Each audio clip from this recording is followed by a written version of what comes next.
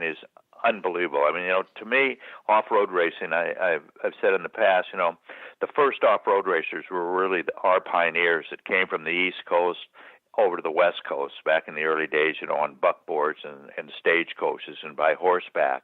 Yeah. And then we found the Baja Peninsula, which Rod Hall, as we know, a great racer, and I can't take the honors for saying this, but Rod said it one day to me. He says, when God created the Baja, he created it for off-road racing, and that's really what I think happened down there. It was just such a beautiful place to put off-road racing on because it was untamed. There were no real roads.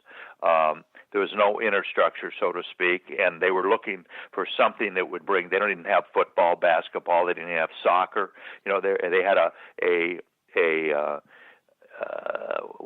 boat race from Newport Beach to Ensenada. Other than that, there was nothing really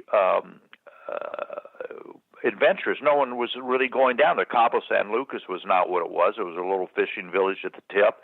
And the governor at that time, Milton Castellano, he saw the future, and he saw that the Americans like Mickey and myself that had vehicles and that could drive and find the land, which other people, the Mexicans, they were still riding. I'm not being negative, but they didn't go south. They were going north. They wanted to get to the border to the U.S. Yeah. And they didn't have the vehicles we had. They didn't know what a 4-wheel drive vehicle was. They had jalopies down there. So we really pioneered, and opened up the territory of Baja. And I think to have that opportunity to be a pioneer, because the pioneers, most of them get eaten at the pass, and I'm still alive, And so I really think that opportunity of, first of all, seeing the land that was created by obviously God,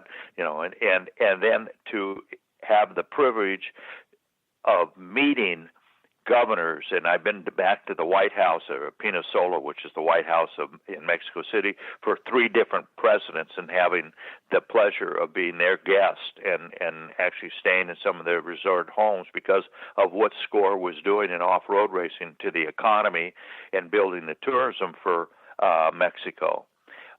That, I think, when I really I could go through so many crazy stories and everything, but you caught me a little off guard here, yeah, sure. and it obviously you brought something up that I don't think about every day, and I've got to say, I don't think I've ever said this, so I really do think that unique experience for me of seeing the land, meeting the people the way I was able to meet, from the ranch hand to a guy living out in a cardboard box, to the presidents of Mexico and governors and secretaries of tourism, and then being a part of their culture. Because I didn't go there as an American. I went there as wanting to be one of them, and be mixed into their same exciting days. I never went in there and was condescending. I was there as part of what they were doing, and I never made them feel that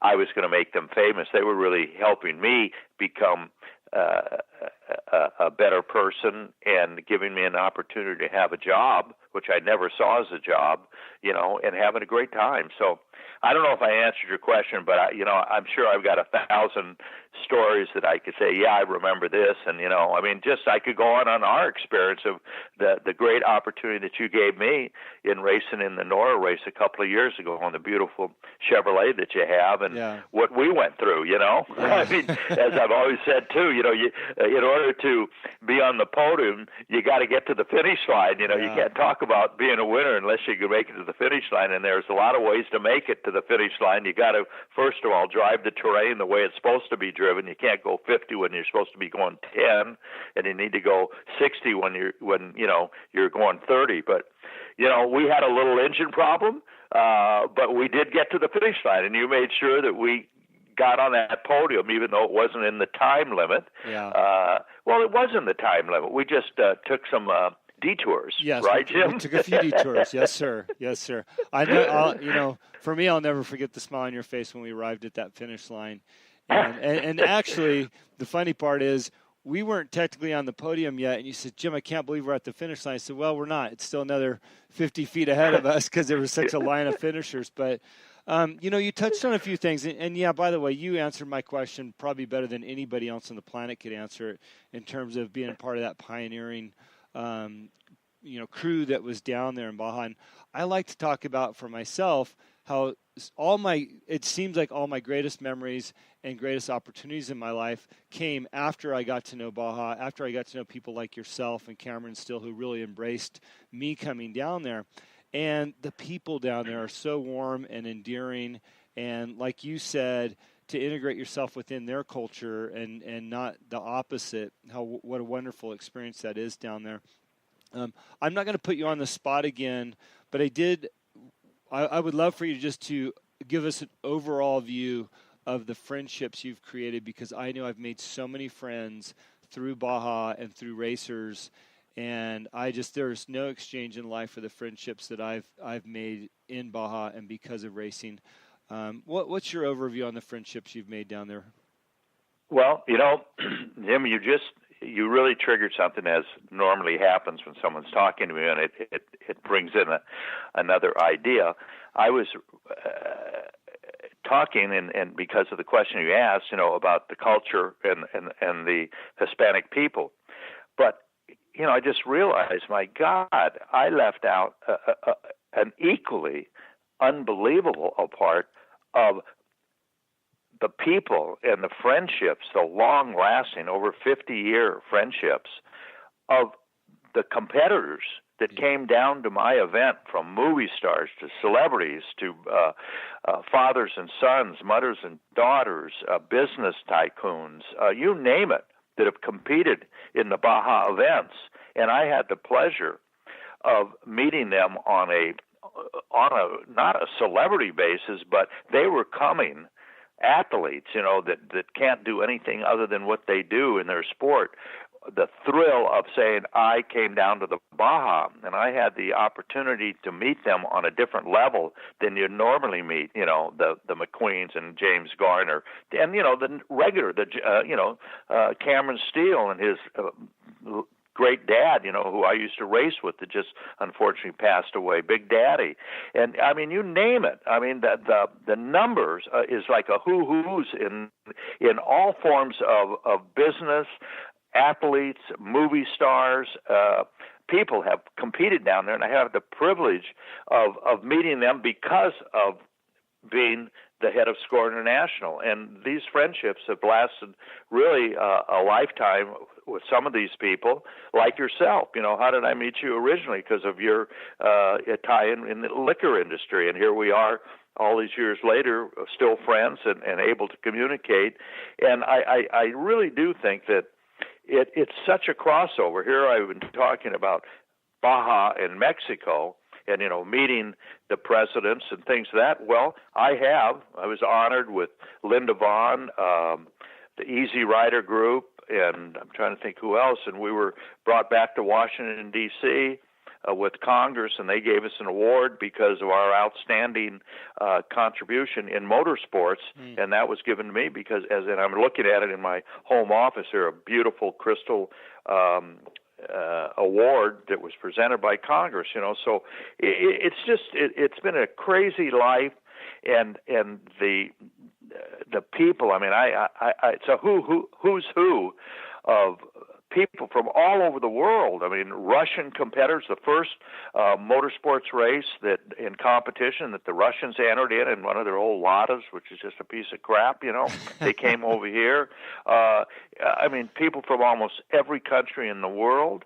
And here, all the people in the United. I mean, it's crazy, and I'm getting kind of emotional just talking about this right now because I think it was Ricky Johnson, I think, that said it in the Dust to Glory movie. I mean, look at the movies. We have a movie. Yeah. I mean, God, said it was either here.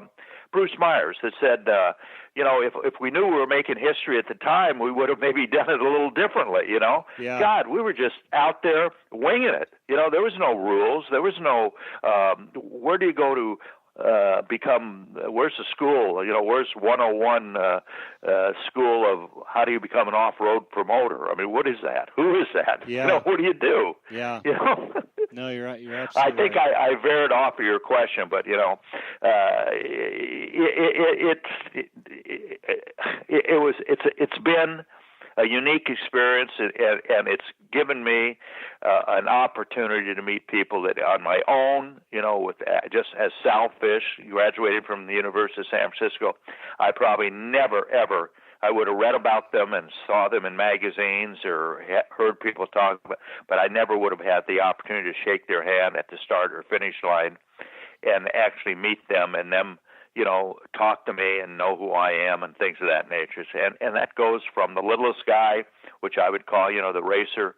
Yeah, as you know, Jim, I treated them all the same, whether you're a celebrity or a mom and pop with their son building a class Baja Bug like I drove. As far as I was concerned, they were, as important, if not more so than, the celebrities, because, they were what really made up off-road racing. Yeah.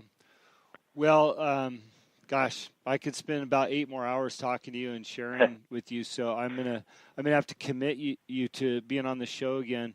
But I want to leave it on those memories and the friendships that you just talked about, because I think it's such an important part of Baja. And you find yourself in a small town eating tacos or whatever it is you're doing, and you're meeting people, and those people will be your friends for life, because I guarantee if you stop back in that town, they'll remember you, and you had created some type of memory with them, and they're family for life. And that's what I love about Baja, and that's what I love about the people that go down there. You talk about the racers and all the wonderful people you've met over the years.